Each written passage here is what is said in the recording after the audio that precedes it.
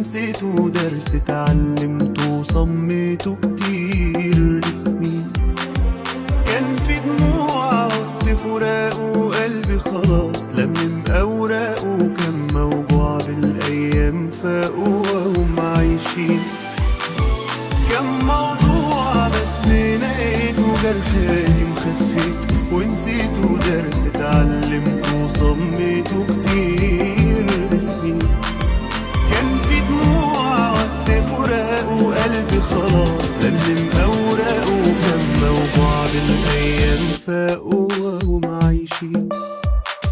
وهو بقى ماضي كله اتنسى، عادي ده طبيعي بعد الأذى، وأنا لا هجازف تاني أوضح للناس. ياما في حكاوي بتتنسوا، ومش أنا غيري ناس اتأذوا، وياما غيري هانوا وعانوا ونسيوا ده كله خلاص. وهو بقى ماضي كله اتنسى، عادي ده طبيعي بعد الأذى، وأنا لا هجازف تاني أطمن للناس. ياما في حكاوي من دي اتنسوا، ومش أنا غيري ناس اتأذوا، وياما غيري هانوا وعانوا ونسيوا ده كله خلاص.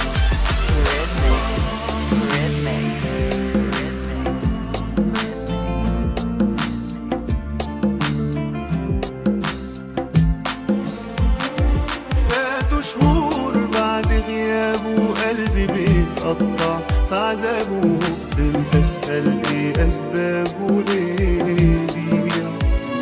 كان معذور لما أذاني ولا عشان غدار فرماني، كل التفاصيل كانت وجعاني وكنت بضيع.